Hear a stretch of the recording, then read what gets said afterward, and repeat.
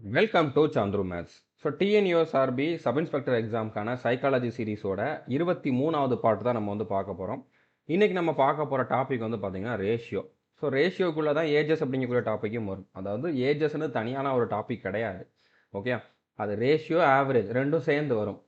ஆவரேஜ்லேயும் age ரிலேட்டடாக இருக்கக்கூடிய questions இருக்கும், ரேஷியோலையும் ஏஜ் ரிலேட்டடாக இருக்கக்கூடிய கொஷின்ஸ் இருக்கும். ஓகே, ஆனால் நம்ம கோர்ஸ்லேயுமே பார்த்தீங்கன்னா ஏஜஸ்ன்னு சொல்லி தனியாக டீச் பண்ணியிருக்க மாட்டோம். பட் ஒரு ஃபோல்டர் நான் கொடுத்துருப்பேன். ஆல் இன் ஒன் கோர்ஸில் வந்து ஒரு ஃபோல்டர் கொடுத்துருப்பேன்.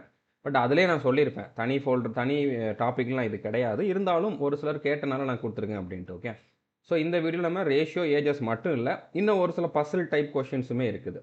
அதையும் சேர்த்தே நம்ம பார்க்க போகிறோம். ஓகே, ஏன்னா அதை நம்ம தனி வீடியோலாம் கொடுக்க முடியாதனால அதையும் சேர்த்தே நம்ம வந்து பார்க்க போகிறோம்.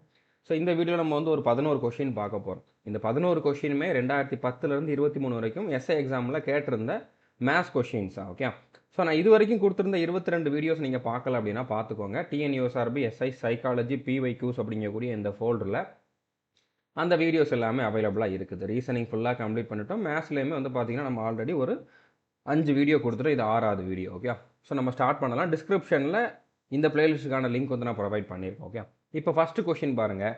28 students were divided into 3 groups, A, B and C. Group B consists of twice the number of students in Group C. Group A has half the number of students in Group C. How many students are there in Group C? அதாவது 28 மாணவர்கள் A, B மற்றும் C எனும் 3 குழுக்களாக பிரிக்கப்படுகின்றனர். குழு B குழு Cயில் உள்ளது போன்று 2 மடங்கு மாணவர்களை கொண்டது. குழு Aயில் குழு Cயில் உள்ளதில் பாதி எண்ணிக்கை மாணவர்கள் உள்ளனர். குழு Cயில் உள்ள மாணவர்கள் எத்தனை பேர்னு கேட்டிருக்காங்க. Okay, so 3 group A, B, Cன்னு 3 group இருக்குது. இப்போ ஃபஸ்ட்டு என்ன கொடுத்துருக்காங்க, குழு B குழு Cயில் உள்ளது போன்று 2 மடங்கு மாணவர்களை கொண்டது. இப்போ Cயில் ஒருத்தன் இருந்திருந்தான் அப்படின்னா Bயில் 2 மடங்கு. ஓகே, Cயோட ரேஷியோ 1னா Bயோட ரேஷியோ 2ஆக இருக்கும்.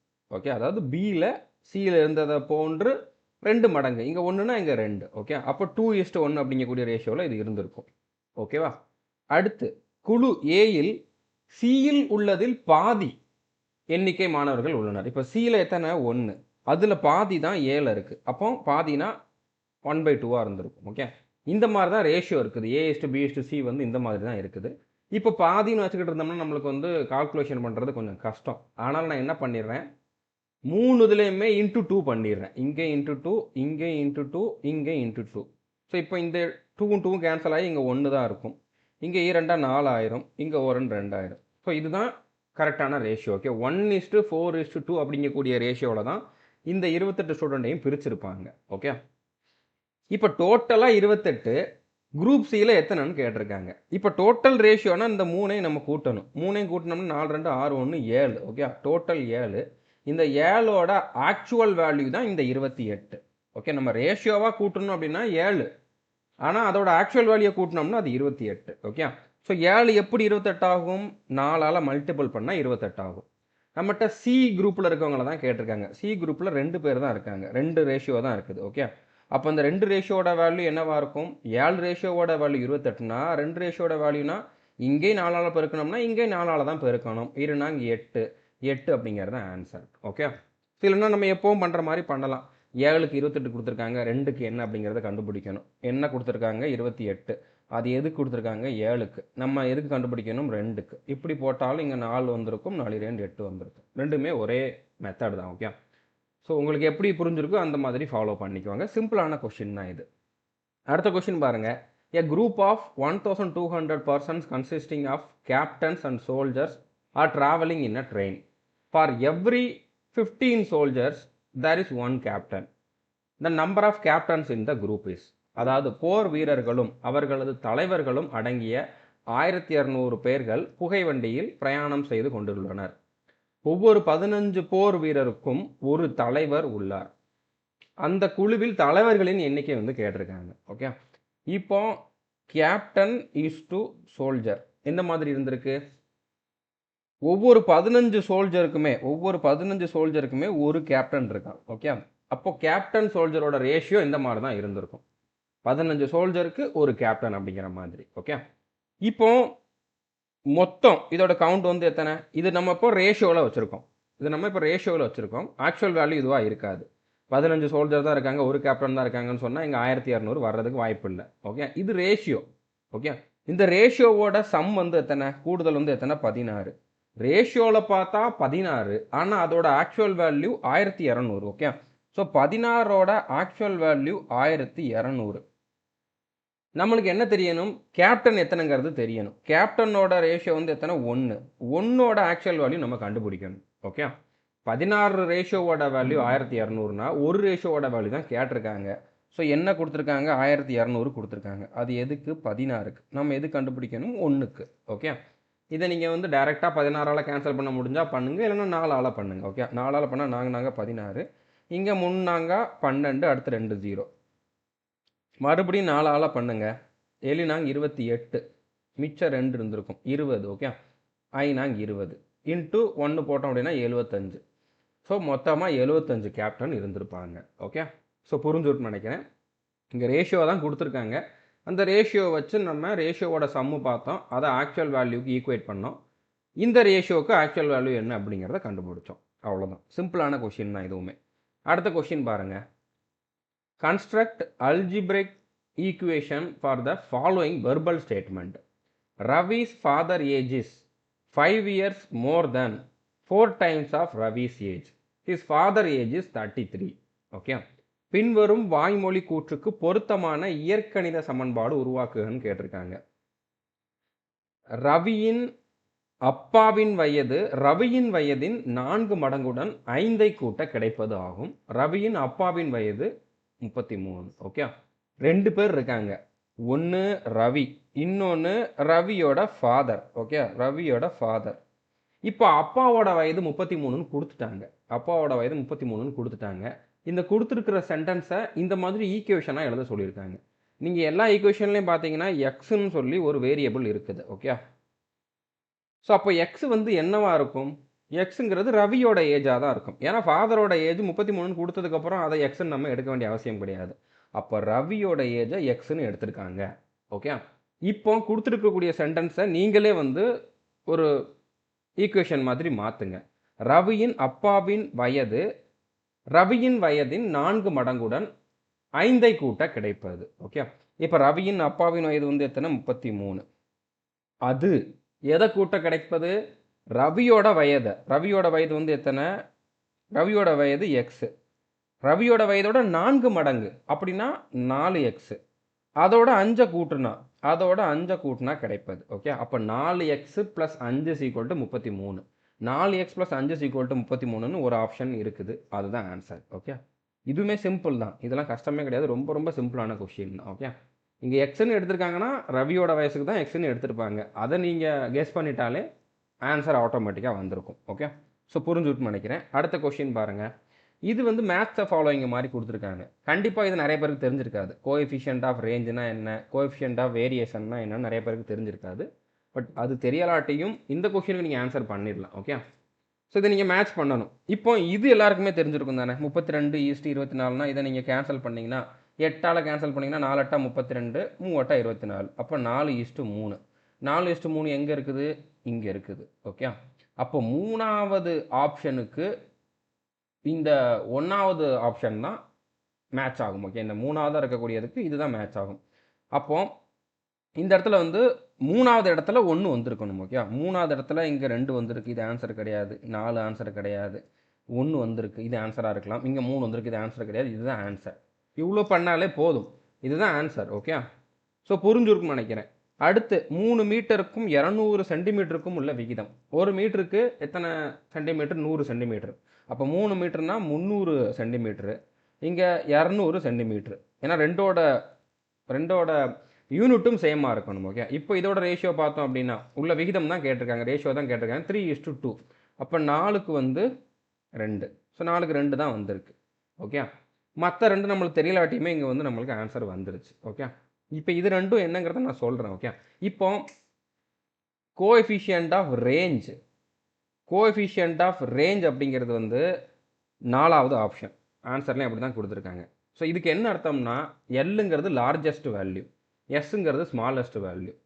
So largest value minus smallest value divided by largest value plus smallest value தான் கோஎஃபிஷியன்ட் ஆஃப் ரேஞ்ச்.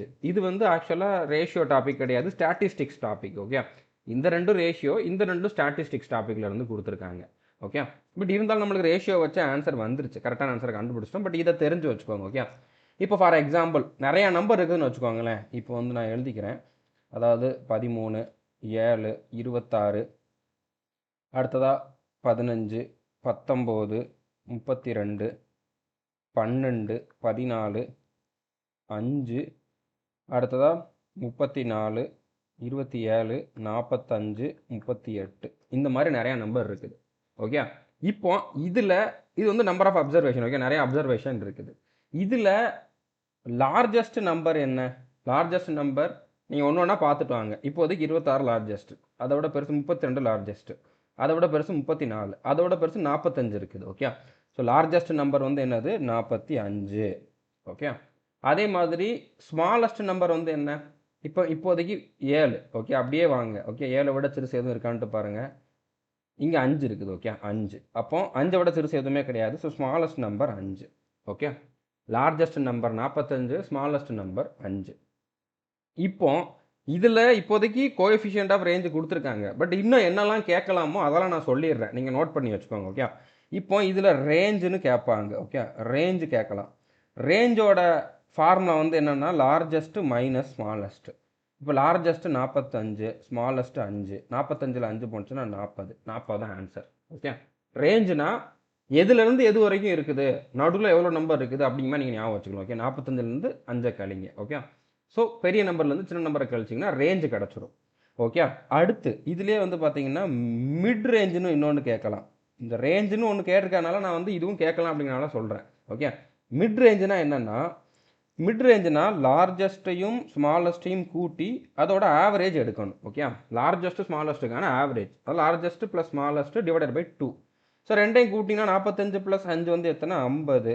50/2 வந்து எத்தனை? 25. 25 தான் மிட் ரேஞ்ச் அப்படிங்கிறது. ஓகே, அடுத்தது வந்து பார்த்தீங்கன்னா கோஎஃபிஷியன்ட் ஆஃப் ரேஞ்ச். ஸோ இது வந்து ஆல்ரெடி கேட்டிருக்காங்க, இந்த ஃபார்முலா தான் கேட்டிருக்காங்க. ஸோ அதோட ஃபார்முலா வந்து என்னதுன்னா largest number minus smallest number divided by largest number plus smallest number. Okay, so இதை நீங்கள் கண்டுபிடிக்கணும், கண்டுபிடிச்சிக்கலாம். நம்பர் தெரியுது, அதை வச்சு கண்டுபிடிச்சிக்கலாம். ஓகே, ஸோ இதுதான் வந்து இதுக்கான ஃபார்முலா. ஓகே, அடுத்து இன்னொன்று வந்து என்னது? கோஎஃபிஷியன்ட் ஆஃப் வேரியேஷன் வந்து இது. ஓகே, இதை என்னால் எக்ஸ்பிளைன் பண்ண முடியாது. அதாவது பண்ண முடியாதுன்னா அது டைம் எடுக்கும், டக்குன்னு இந்த மாதிரி புரிய வைக்க முடியாது. அது இன்னும் கொஞ்சம் உங்களுக்கு டீட்டெயில்டாக சொல்லி கொடுக்கணும். ஓகே, இப்போதைக்கு இதை நீங்கள் ஞாபகம் வச்சுக்கோங்க. சிக்மா டிவைடட் பை எக்ஸ் பார்னு தான் ஆக்சுவலாக போடுவாங்க, இன்ட்டு 100%ன்ட்டு வரும். என்னது? Coefficient of variation. Coefficient of variation இதில் இந்த சிக்மாங்கிறது வந்து பார்த்தீங்கன்னா standard deviation. Okay, standard deviation. சிக்மாங்கிறது ஸ்டாண்டர்ட் டீவியேஷன். இந்த எக்ஸ் பார் அப்படிங்கிறது வந்து பார்த்தீங்கன்னா மீன் அப்படிங்கிறத குறிக்கும். ஸோ ஸ்டாண்டர்ட் டீவியேஷன் மீனுங்கிறதெல்லாம் நீங்கள் தெரிஞ்சுக்கணும் அப்படின்னா நீங்கள் ஸ்டாட்டிஸ்டிக்ஸ் டாபிக் தான் படிக்கணும். பட் அந்த டாப்பிக்கில் இருந்து கொஷின் இந்த அளவுக்குலாம் கேட்கல, நீங்கள் இதை தனியாலாம் படிக்க வேண்டாம், இவ்வளோ மட்டும் தெரிஞ்சு வச்சுக்கோங்க. Okay, sigma divided by x bar into 100% தான் வந்து என்னது? Coefficient of variation. சிக்மாங்கிறது ஸ்டாண்டர்ட் டீவியேஷன், எக்ஸ் பார் அப்படிங்கிறது மீன். ஓகே, இவ்வளோ மட்டும் தெரிஞ்சுக்கோங்க, ரொம்ப டீப்பாக போக வேண்டாம். ஓகே, பட் இதை நோட் பண்ணிக்கோங்க. ரேஞ்சுனா என்ன, மிட் ரேஞ்சுனா என்ன, கோஎஃபிஷியன்ட் ஆஃப் ரேஞ்சுனா என்னங்கிறத நோட் பண்ணிக்கோங்க. ஓகே, ஸோ புரிஞ்சுருக்குன்னு நினைக்கிறேன். அடுத்த கொஸ்டின் பாருங்க. If x is to y is equal to 3:4, find 4x + 5y is to 5x - 2y. Okay, so இப்போ நீங்கள் இந்த மாதிரி கொஷினுக்குலாம் என்ன பண்ணிடலாம்? எக்ஸோட வேல்யூ 3னும் ஒய்யோட வேல்யூ 4னும் எடுத்துக்கலாம். ஓகே, ஏன்னா இந்த இடத்துல வந்து இங்கேயும் மேலேயும் எக்ஸ் தான் இருக்கும், கீழே எக்ஸ் தான் இருக்குது, மேலேயும் ஒய் தான் இருக்குது, கீழேயும் ஒய் தான் இருக்குது. ஸோ அந்த மாதிரி நேரத்தில் நீங்கள் இதோட வேல்யூ இதுதான் அப்படிங்கிற மாதிரி எடுத்துக்கலாம். இந்த மாதிரி கொஷின் நிறையா நம்ம கோர்ஸில் டீச் பண்ணியிருக்கோம். கண்டிப்பாக இது எல்லாத்துக்குமே ஈஸியான கொஷினாக தான் இருக்கும். ஓகே, ஸோ என்ன கொடுத்துருக்காங்க? 4x + 5y divided by 5x - 2y. இங்கே ரேஷியோ கொடுத்துருக்கேன், இங்கே டிவைடட் பை போடுறோம்ட்டு யாரும் நினைக்க வேண்டாம், ரெண்டுமே ஒரே மீனிங் தான். ரேஷியோனாலும் சரி, அதை டிவைட் பண்ணாலும் சரி, ரெண்டுமே ஒரே மீனிங் தான். இப்போ எக்ஸுக்கு பதிலாக 3னும் ஒய்யுக்கு பதிலாக 4னும் போட்டிங்க அப்படின்னா இங்கே 4 12, 5 20, இங்கே 5 15, 2 8. ஓகே, ஸோ இது 32 கீழே 7 32/7 அப்படிங்கிறது ஆன்சர். புரிஞ்சிருக்கும்னு நினைக்கிறேன். ரொம்ப ரொம்ப சிம்பிளான கொஷின் தான். அடுத்த கொஷின் பாருங்க. 49:x is equal to x/4 find எக்ஸ்ன்னு கேட்டிருக்காங்க. ஸோ இதுவுமே சிம்பிளான கொஷின் தான். 49 ஈஸ்ட்டை வந்து நம்ம பைன்னு போட்டுக்கலாம்னு சொல்லியிருந்தேன். 49/x is equal to x/4ன்னு இருக்குது. இந்த 4 எங்கே கொண்டு வாங்க, இந்த x எங்கே கொண்டு வாங்க. ஓகே, அப்போ 49 இன்ட்டு 4ன்னு இங்கே இருந்திருக்கும், இங்கே வந்து எக்ஸ் ஸ்கொயர்ன்னு இருந்திருக்கும். ஏன்னா 2x அப்படிங்கிறப்போ எக்ஸ் ஸ்கொயர்ன்னு மாறிடும். ஓகே, இப்போ X square is equal to 49 வந்து நான் 7 ஸ்கொயர்னு எடுத்துக்கிடுவேன், 4 வந்து நான் 2 ஸ்கொயர்னு எடுத்துக்கிடுவேன். ஓகே, இப்போ ரெண்டு பக்கமும் நான் ரூட் எடுக்கிறேன். இந்த மாதிரி ரெண்டு பக்கமே ரூட் எடுத்தேன் அப்படின்னா எக்ஸ் 2xலேருந்து ஒரு எக்ஸ் வெளியில் வந்துடும், 2 7லேருந்து ஒரு 7 வெளியில் வந்துடும், 2 2லேருந்து ஒரு 2 வெளியில் வந்துடும். ஸோ 7 2 14 அப்படிங்கிறது தான் கரெக்டான ஆன்சர். ஓகே, இதுவுமே ரொம்ப ரொம்ப சிம்பிளான கொஷின் தான். அடுத்த கொஷின் பாருங்க. An amount is divided in the ratio 5:11. Okay, 5:11. If the first person gets 250, what is the total amount? ஒரு தொகை 5:11 என்ற விகிதத்தில் பிரிக்கப்படுகிறது. முதல் மனிதனுக்கு ரூபாய் 250 கிடைத்தால் மொத்த தொகை எவ்வளோன்னு கேட்டிருக்காங்க. ஓகே, ஸோ எப்படி பிரிச்சிருக்காங்க, 5:11ன்னு பிரிச்சிருக்காங்க. ஓகே, இதில் இந்த 5 வந்து என்னன்னு கொடுத்துட்டாங்க, 250ன்னு கொடுத்துட்டாங்க. ஓகே, இந்த 5 பங்கு வந்து 250ன்னு கொடுத்துட்டாங்க. மொத்த தொகை கேட்டிருக்காங்க. மொத்தம் வந்து எத்தனை, 5 11 கூட்டினீங்கன்னா 16. 16ஓட வேல்யூ வந்து கண்டுபிடிக்கணும். 5ஓட வேல்யூ 250ன்னு கொடுத்துருக்காங்க. ஸோ நம்ம இதை ரெண்டு விதமாக பண்ணலாம். இங்கே வந்து என்ன ஆயிருக்குது, 50ஆல் மல்டிபிள் ஆயிருக்கு. ஓகே, 5 × 50 250. அதே 50 இங்கே 16 கூட நம்ம மல்டிபிள் பண்ணோம்னா நம்மளுக்கு வந்து ஆன்சர் கிடச்சிடும். அப்படி பண்ணனாலும் பண்ணலாம், இல்லைன்னா நீங்கள் என்ன பண்ணலாம், நம்ம எப்போவும் பண்ணுற மாதிரி பண்ணலாம். ஓகே, ஸோ என்ன கொடுத்துருக்காங்க, இங்கே 250 கொடுத்துருக்காங்க. அது எதுக்கு கொடுத்துருக்காங்க, 5க்கு கொடுத்துருக்காங்க. நம்ம எதுக்கு கண்டுபிடிக்கணும், 16க்கு கண்டுபிடிக்கணும். சேம் தான் வரப்போகுது. ஓகே, 5 25 0. ஸோ இப்போ 16 5 வந்து எத்தனை, 16 5 80, அடுத்து ஒரு 0 800, இந்த 0 போட்டேன். ஓகே, 800. ஸோ 800 அப்படிங்கிறது ஆன்சர். ஸோ இது ரொம்ப ரொம்ப சிம்பிளான கொஷின் தான். ஒருவேளை ரெண்டாவது மனிதனுக்கு எவ்வளோன்னு கேட்டிருந்தாங்கன்னா 11ஓட வேல்யூ கண்டுபிடிச்சிருக்கணும். 16 கண்டுபிடிச்ச மாதிரி 11ஓட வேல்யூ கண்டுபிடிச்சோம்னா ரெண்டாவது மனிதனுக்கு எவ்வளோ கிடச்சிருக்கும் அப்படிங்கிறத நம்மளால் சொல்ல முடியும். ஓகே, அடுத்த கொஷின் பாருங்க. இது கொஞ்சம் நீங்கள் யோசிச்சு போட வேண்டிய கொஷின். ஓகே, கொஞ்சம் இது ட்ரிக்கியான கொஷின் தான். The age of a father is twice that of elder son. 10 years hence, henceனா அடுத்து. ஓகே, பின்னர். The age of the father will be 3 times that of the younger son. elder sonனா மூத்தவன், younger sonனா இளையவன். Okay, if the difference of ages of two sons is 15 years, the age of the father is கேட்டிருக்காங்க. Okay, அதாவது தந்தையின் வயது மூத்த மகனின் வயதை போன்று 2 மடங்கு ஆகும். நான் அதை எழுதிக்கிறேன். ஓகே, இப்போ ஃபாதரோட வயசு வந்து பார்த்தீங்கன்னா மூத்த மகனுக்கு வந்து எல்டர்னா ஈன்னு எடுத்துக்கிறேன். ஸோ அவனோட வயசில் 2 மடங்கு, அதாவது 2e. Okay, 2e. ஓகே, 10 வருடங்களுக்கு பின்னர் தந்தையின் வயது இளைய மகனின் வயதை போன்று 3 மடங்கு ஆகும். இளைய மகன் அப்படிங்கிறது வந்து பார்த்தீங்கன்னா யங்கர். ஓகே, யங்கர் சனுக்கு நான் ஒய்ன்னு எடுத்துக்கிறேன். ஓகே, 10 வருஷத்துக்கு பின்னர் அப்படின்னா 2 பேர் வயசுலையுமே 10 வயசு ஆட் ஆகும். இப்போதைக்கு தந்தையோட வயசு எஃப், எல்டர் சன்னோடது இ, யங்கர் சன்னோடது ஒய். 10 வருஷத்துக்கு அப்புறம் அப்படின்னா எஃப் + 10, இங்கே இ + 10, இங்கே ஒய் + 10ன்னு மாறும். ஓகே, இப்போ யங்கர் சன்னை தான் சொல்லியிருக்காங்க. 10 வருஷத்துக்கு அப்புறம் யங்கர் சன்னுக்கும் அதே மாதிரி தந்தையோட வயதுக்கும் உள்ள ரேஷியோ வந்து கொடுத்துருக்காங்க 3 மடங்கு அப்படின்ட்டு. ஓகே, 10 வருஷத்துக்கு அப்புறம்னா தந்தையோட வயது எஃப் + 10, இளைய மகனுடைய வயது வந்து பார்த்தீங்கன்னா ஒய் + 10 இருக்கும். ஒய்ங்கிறது இப்போ இருக்கக்கூடிய வயசு, ஒய் + 10ங்கிறது 10 வயசுக்கு அப்புறம் இருக்கக்கூடிய வயசு. 2 பேருக்குமே 10 வயசு அதிகமாக இருக்கும். ஓகே, இது வந்து எப்படி இருக்குதுன்னு பார்த்தீங்கன்னா 3 மடங்காக இருக்குது. ஸோ இவனோட வயசும் அதிகமாக இருக்கும், அப்போ இவனோட இதில் 3 மடங்காக இருந்திருக்கு. ஓகே, தந்தையோட வயசும் அதிகமாக இருந்திருக்கும். ஓகேவா, இப்போ இதை நம்ம வந்து சிம்பிளிஃபை பண்ணிக்கலாம். இப்போ சிம்பிளிஃபை பண்ணோம்னா என்ன மாதிரி வந்திருக்கும், இந்த 3 உள்ளே கொண்டு போகலாம், இந்த 10 வந்து நம்ம 3ஆல் மல்டிபிள் பண்ணிக்கலாம். ஓகே, இப்போ F + 10 is equal to 3y + 30ன்னு இருந்திருக்கும். இந்த 10 இந்த பக்கம் போணுச்சுன்னா -10 ஆகும். அப்போ எஃப் இஸ் ஈக்குவல் டு, இல்லைனா இப்படி வச்சுக்கலாம். இப்போ F is equal to 3y, இந்த இடத்துல 30ல் இந்த 10 போணுச்சுன்னா 20 ஆயிரும். ஸோ 3y + 20ன்னு வந்திருக்கும். ஓகே, இப்போ இந்த இடத்துல நம்மளுக்கு இங்கே ஒரு ஈக்குவேஷன் கிடச்சிருக்குது, இங்கே ஒரு ஈக்குவேஷன் கிடச்சிருக்குது. அடுத்து இன்னொன்றும் கொடுத்துருக்காங்க. இரு மகன்களின் வயது வேறுபாடு 15 வருடங்கள் ஆனால் தந்தையின் வயது கேட்டிருக்காங்க.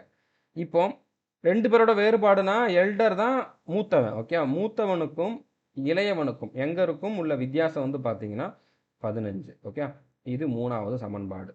இந்த மாதிரி 3 சமன்பாடு கொடுத்துருக்காங்க. இந்த 3ஐயும் கம்பேர் பண்ணி நம்ம தந்தையோட வயசு என்ன அப்படிங்கிறத கண்டுபிடிக்கணும். இப்போ நான் என்ன பண்ணுறேன், இந்த 3y + 20 வந்து எஃப்க்கு பதிலாக இங்கே சப்ஸ்டியூட் பண்ணுறேன். F is equal to 2e தானே. இங்கே வந்து F is equal to 3y + 20.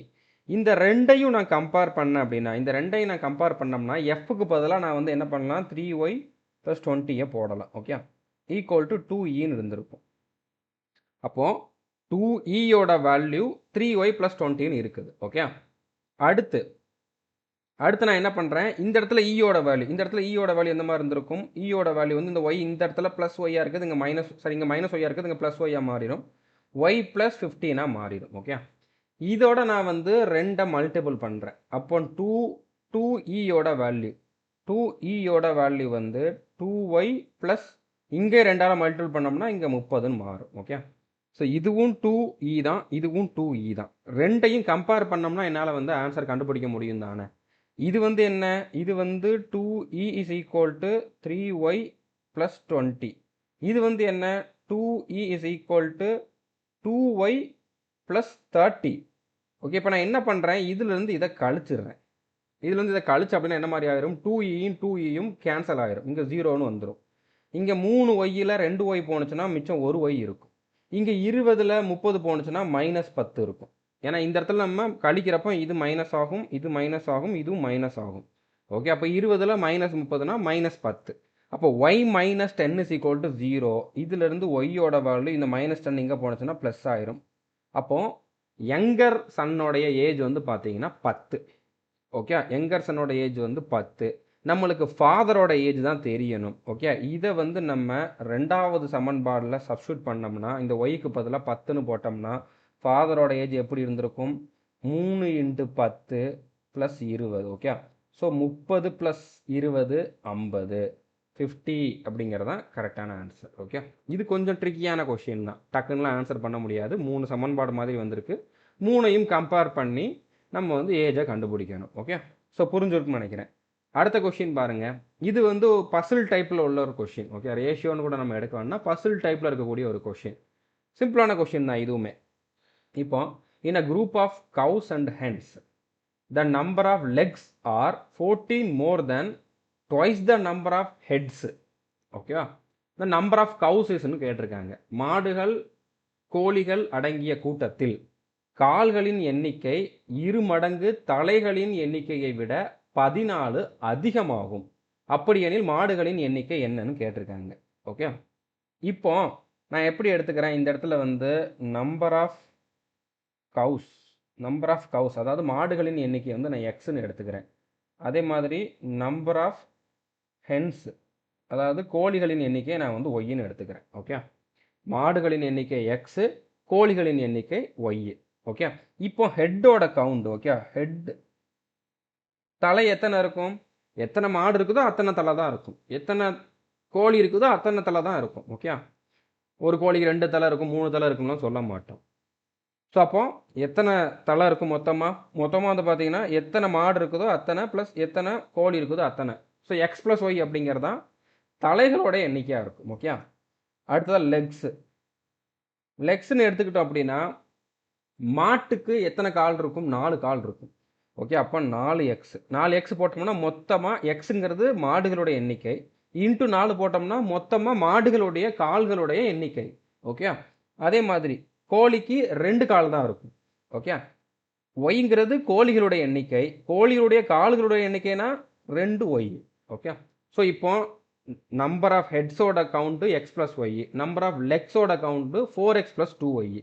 இங்கே என்ன கொடுத்துருக்காங்க, கால்களின் எண்ணிக்கை அதாவது லெக்ஸோட எண்ணிக்கை வந்து பார்த்தீங்கன்னா 2 மடங்கு தலைகளின் எண்ணிக்கையை விட 14 அதிகம்.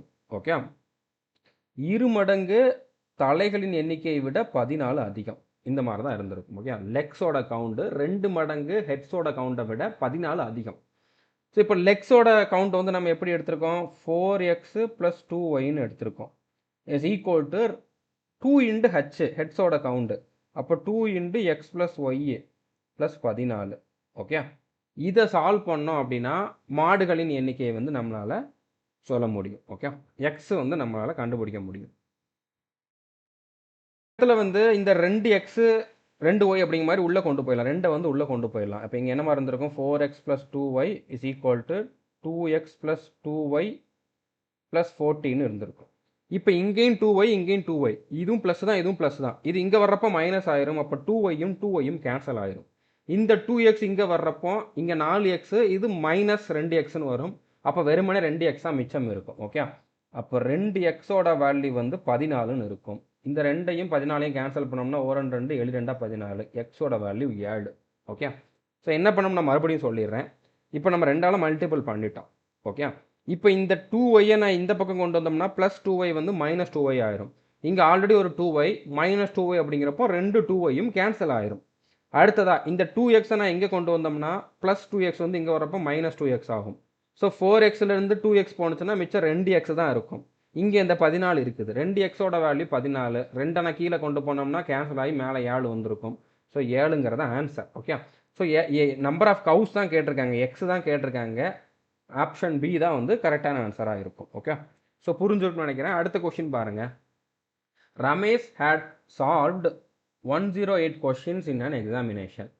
If he got only 0 marks, then how many questions were wrong when 1 mark is given for each one correct answer and 1/3 mark is subtracted on each wrong answer? Okay, Ramesh ஒரு தேர்வில் 108 கேள்விகளுக்கு தீர்வு கண்டிருந்தார். அவர் 0 மதிப்பெண்களே பெற்றிருந்தார்.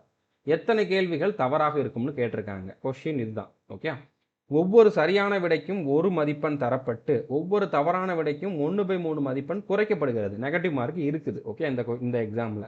ஸோ ஆனால் மொத்தமாக அவன் வந்து 0 மார்க் தான் எடுத்திருக்கான். 108 கொஸ்டின் அட்டன் பண்ணியிருக்கான். ஆனால் மொத்தம் அவனோட மார்க் வந்து 0 மார்க் தான். ஓகே, இப்போ நம்பர் ஆஃப் கரெக்ட் ஆன்சர் வந்து நான் வந்து எக்ஸ்ன்னு எடுத்துக்கிறேன். Okay, number of correct answer வந்து பார்த்தீங்கன்னா நம்பர் ஆஃப் கரெக்ட் ஆன்சர் வந்து நான் எக்ஸ்ன்னு எடுத்துக்கிறேன். ஓகே, அப்போ நம்பர் ஆஃப் ராங் ஆன்சர் என்ன மாதிரி இருந்திருக்கும், அதுக்கு ஒய்ன்னு எடுத்துக்கிட்டு இருக்கக்கூடாது. நம்பர் ஆஃப் ராங் ஆன்சர் வந்து டோட்டல் 108. 108ல் இந்த எக்ஸ் போக மிச்சம் இருக்கிறது எல்லாமே நம்பர் ஆஃப் ராங் ஆன்சராக தான் இருந்திருக்கு. நான் எக்ஸ் கொஸ்டின் கரெக்டாக ஆன்சர் பண்ணியிருக்கேன்.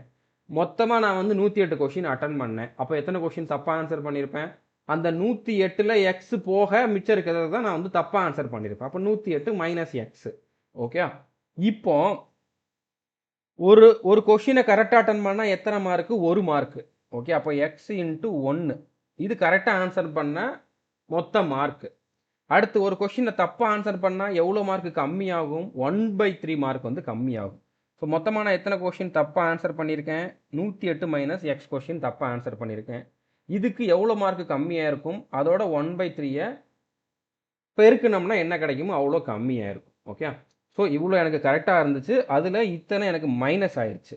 அப்போ ஓவராலாக எனக்கு வந்து 0 மார்க் தான் கிடச்சிருக்கு. 0 தான் கொடுத்துருக்காங்க. ஓகே, இதை சால்வ் பண்ணி நம்ம எக்ஸை கண்டுபிடிச்சிடலாம். எக்ஸுங்கிறது கரெக்டான ஆன்சர். அதை 108லேருந்து கழிச்சோம் அப்படின்னா தப்பான ஆன்சர் எத்தனைங்கிறத நம்மளால் சொல்ல முடியும். இப்போ இந்த 3ங்கிறது இங்கே மொத்தமாகவே கீழே இருக்குது. ஓகே, மொத்தமாக /3ன்னு போட்டுக்கலாம். அதாவது 1/3, ஏன்னா இங்கே பெருக்கல்ல தான் இருக்குது. அப்போ மொத்தமாக /3ன்னே நம்ம போட்டுக்கலாம். இங்கே 3 இருக்குது, இங்கே இல்லை. அப்போ 3யை வந்து காமனாக எடுக்கணும்னா இங்கே மேலேயும் கீழே நம்ம வந்து 3ஆல் மல்டிபிள் பண்ணணும். அப்போ நான் என்ன பண்ணிக்கிறேன், இங்கேயும் 3 போட்டுக்கிறேன், இங்கேயும் 3 போட்டுக்கிறேன். இப்போ 3ங்கிறது கீழே காமன் ஆயிடுச்சு.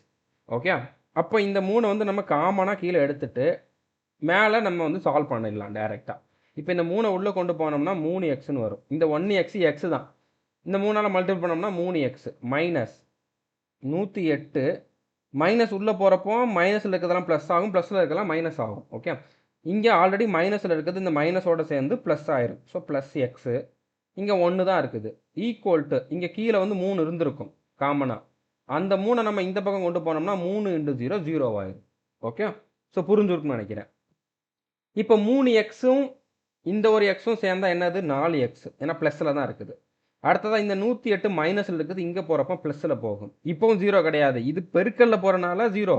3 × 0 0. ஓகே, ஆனால் இது மைனஸில் இருக்குது, ப்ளஸில் தான் போகுது. 0 ப்ளஸில் தான் போகுது. அப்போ இது வந்து இது வந்து 0 ஆகாது. ஓகே, அப்போ இங்கே 108. இப்போ இதை நீங்கள் கேன்சல் பண்ணுங்கள். கேன்சல் பண்ணிங்கன்னா இப்படியே கூட கேன்சல் பண்ணலாம். 4ஆல் கேன்சல் பண்ணிங்க அப்படின்னா 2 நாங்க 8, மிச்சம் 2 இருந்திருக்கும். 7 நாங்க 28. அப்போ எக்ஸோட வேல்யூ 27. அதை நீங்கள் ஆன்சர்னு டிக் பண்ணிடக்கூடாது, கிளிக் பண்ணிடக்கூடாது. ஓகே, ஆனால் நம்ம என்ன கண்டுபிடிக்கணும், எத்தனை கொஷின் தப்பு அப்படிங்கிறத கண்டுபிடிக்கணும். எக்ஸுங்கிறது எத்தனை கொஷின் கரெக்ட் அப்படிங்கிறது. ஸோ எத்தனை கொஷின் தப்பு, 108ல் இந்த 27 கழிச்சோம்னா நம்மளுக்கு வந்து ஆன்சர் வந்துடும். ஓகே, ஸோ இங்கே வந்து எத்தனை 1, இங்கே வந்து 8. ஸோ 81 அப்படிங்கிறது தான் எனக்கான ஆன்சர். 81 கொஷின் வந்து தப்பாக இருந்துருக்கும். ஓகே, ஸோ புரிஞ்சுருக்குன்னு நினைக்கிறேன். அடுத்த கொஷின் பாருங்க.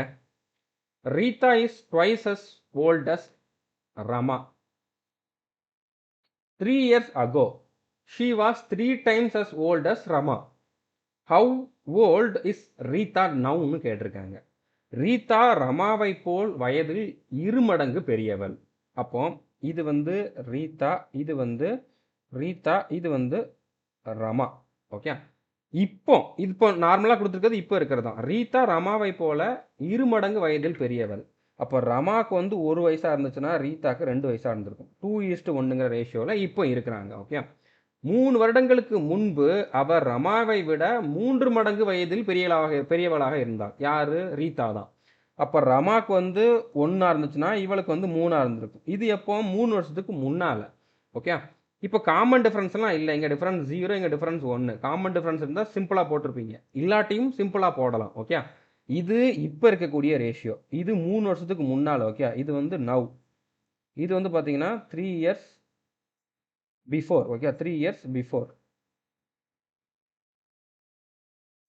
3 years அகோனாலும் சரி, பிஃபோர்னாலும் சரி, ரெண்டுமே ஒன்று தான். ஸோ இந்த மாதிரி இருந்த ரேஷியோ இந்த மாதிரி ஆயிருக்கு. அதுக்கு என்ன காரணம்னா, 3 வருஷத்துக்கு முன்னால் போகிறப்போ ரீதாவோட வயசுலையும் 3 கம்மி பண்ணணும். இப்போ இருக்க வயசுல இருந்து ரமாவோட வயசுலையும் 3 கம்மி பண்ணணும். ஸோ இந்த ரேஷியோ இப்படி மாறினதுக்கு காரணம் இதிலிருந்து 3 கழிச்சது, இதிலிருந்து 3 கழிச்சது. ஓகே, இதை நீங்கள் எழுதிட்டீங்கன்னா கிராஸ் ப்ராடக்ட் மெத்தடில் போடுறது ரொம்ப ரொம்ப ஈஸி. நம்ம கோர்ஸில் பார்த்துட்டிங்கன்னா இந்த மெத்தட் வந்து ரொம்ப தெளிவாக நிறையா கொஷின் கொடுத்து சொல்லி கொடுத்துருப்பேன். ஓகே, இப்போ நீங்கள் என்ன பண்ணணும், இதையும் மல்டிபிள் பண்ணணும், இதையும் மல்டிபிள் பண்ணணும். ஓகே, இப்போ ஓரன் 2, 1 3 3, 1 3 3, ஓரன் 2. இதோட டிஃப்ரென்ஸ் வந்து எத்தனை? 3லேருந்து 2 கழிச்சிங்கன்னா 1. அடுத்து இதையும் மல்டிபிள் பண்ணணும், இதையும் மல்டிபிள் பண்ணணும். இப்போ 2லேயுமே மைனஸ் இருக்குது, 2லேயுமே ப்ளஸ் இருக்குதுன்னா நீங்கள் மைனஸ் ப்ளஸ்ஸை பார்க்கவே வேண்டாம். ஆனால் 1ல் மைனஸ் ப்ளஸ் இருந்துச்சுன்னா நீங்கள் வந்து அதை பார்க்கணும். ஓகே, இப்போ 2லேயுமே மைனஸ் இருக்குதுனால நான் வந்து பார்க்க போகிறது கிடையாது. ஸோ 3 9, 1 3 3. இதோட டிஃப்ரென்ஸ் வந்து என்ன? 6. ஓகே, இப்போ ஒரு ரேஷியோவோட வேல்யூ வந்து 6க்கு ஈக்குவல். ஓகே, இது ரேஷியோ வேல்யூ, இது ஆக்சுவல் வேல்யூ ஆயிரும். ஒரு ரேஷியோவோட வேல்யூ 6க்கு ஈக்குவல்.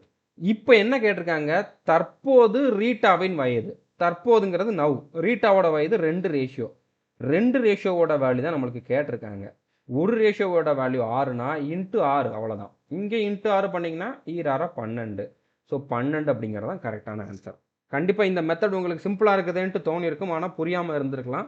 நம்ம கோர்ஸில் தெளிவாக டீச் பண்ணியிருக்கேன். நிறைய எக்ஸாம்பிள் பார்த்தா தான் உங்களுக்கு இது வந்து இந்த மெத்தட் வந்து உங்களுக்கு வந்து தரவாகும். அதனால் நீங்கள் கோர்ஸில் பார்த்துக்கோங்க. நம்ம யூடியூப்லேயுமே வந்து நான் நிறையா எஸ்எஸ்சி ஜிடிக்காக போட்டிருந்தேன், அதில் கூட இதை வந்து டீச் பண்ணியிருக்கோம். ஓகே, ஸோ புரிஞ்சிருக்குன்னு நினைக்கிறேன். இதுவுமே சிம்பிளான கொஷின் தான். ஓகே, ஸோ நம்ம 11 கொஷினுமே வந்து கம்ப்ளீட் பண்ணிட்டோம். கண்டிப்பாக உங்களுக்கு இதில் எதுலையுமே டவுட் இருக்காதுன்னு நம்புகிறேன். இது வரைக்கும் நம்ம சேனலில் நீங்கள் சப்ஸ்கிரைப் பண்ணாமல் இருந்தீங்க அப்படின்னா சப்ஸ்கிரைப் பண்ணிவிட்டு பெல் ஐக்கனை கிளிக் பண்ணி வச்சுக்கோங்க. வேறு எதுவும் சஜஷன் இருந்தாலும் நீங்கள் வந்து கமெண்ட் பண்ணி சொல்லுங்கள். கண்டிப்பாக இங்கிலீஷ் வீடியோஸுமே இந்த சீரீஸில் வந்து நான் கொடுப்பேன். இங்கிலீஷோட ப்ரீவியஸ் இயர் கொஷின்ஸும் கொடுப்பேன், இங்கிலீஷோட புக் பேக் கொஷின்ஸுமே கொடுப்பேன். ஓகே, ஸோ புரிஞ்சிருக்குன்னு நினைக்கிறேன்.